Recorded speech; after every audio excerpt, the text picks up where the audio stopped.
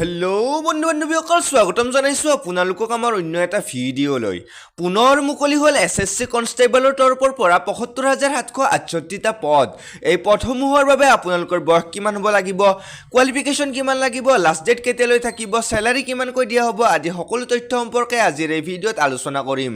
গতিকে ভিডিঅ'টো স্কিপ নকৰাকৈ শেষলৈ চাই থাকিব। আৰু আপোনালোকে অসমৰ লগতে ভাৰতৰ বিভিন্ন ঠাইৰ জব ৰিলেটেড খবৰ সকলোতকৈ আগতে পাবৰ বাবে আমাৰ চেনেলটো ছাবস্ক্ৰাইব কৰি থ'ব আৰু বেল আইকনটো বজাই দিব যাতে আপোনালোকে আমাৰ আহিবলগীয়া ভিডিঅ'ৰ নটিফিকেশ্যন পাই থাকে। তো বন্ধু-বান্ধৱীসকল আপোনালোকক ইতিমধ্যে জনাইছোঁ যে আজিৰ চাকৰিটো SSC কনষ্টেবলৰ তৰফৰ পৰা ওলাইছে আৰু ইয়াৰে নাম্বাৰ অফ পোষ্ট ৭৫,৭৬৮টা পদ মুকলি কৰা হৈছে।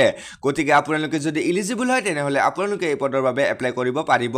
মই সকলোখিনি তথ্য জনাই আছোঁ, আপোনালোকে ভিডিঅ'টো মিছ নকৰাকৈ শেষলৈ চাই থাকিব। তো বলকচোন অলপ ডিটেইলছত চাই লওঁ। ইয়াত আপোনালোকৰ এডুকেশ্যন কোৱালিফিকেশ্যন বিচাৰিছে।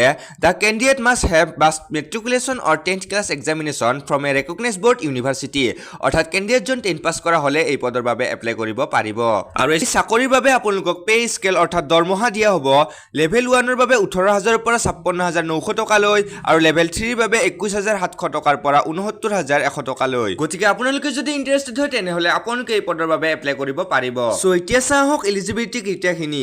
ইয়াত নেশ্যনেলিটি আছে, candidate must be a citizen of India, vacancies are state, UT wise hence a candidate must submit domicile PRC against his state UTA, অৰ্থাৎ কেণ্ডিডেটজন ভাৰতীয় নাগৰিক হোৱাৰ লগতে স্থায়ী বাসিন্দাৰ প্ৰমাণপত্ৰ PRC খনো থাকিব লাগিব।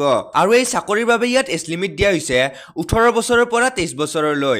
আৰু ইয়াত এজ ৰিলেক্সেশ্যনো দিয়া হৈছে SC ST কেণ্ডিডেটসকলৰ বাবে 5 বছৰ, OBC কেণ্ডিডেটসকলৰ বাবে 3 বছৰ। আৰু এপ্লিকেশ্যন ফিজৰ ক্ষেত্ৰত আনৰিজাৰ্ভ আৰু OBC MOBC কেণ্ডিডেটসকলে এপ্লিকেশ্যন ফিজ দিব লাগিব 100 টকা আৰু SC ST ওমেন আৰু এক্স ছাৰ্ভিচমেনসকলে কোনো ধৰণৰ এপ্লিকেশ্যন ফিজ দিব নালাগে। আৰু হাউ টু এপ্লাই অৰ্থাৎ কেনেদৰে এপ্লাই কৰিব পাৰিব। এই পদত এপ্লাই কৰিবলৈ আপোনালোকে ইয়াৰে অফিচিয়েল ৱেবছাইট SSC ৰিক্ৰুটমেণ্ট পৰ্টেলত গৈ অনলাইন যোগে এপ্লাই কৰিব লাগিব।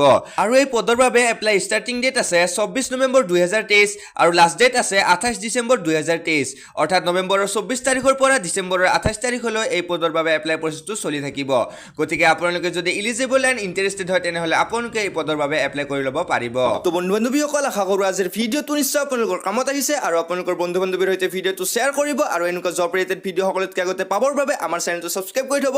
শেষলৈ ভিডিঅ'টো চোৱাৰ বাবে আৰু মোক মৰম ভাল পোৱা দিয়াৰ বাবে ধন্যবাদ।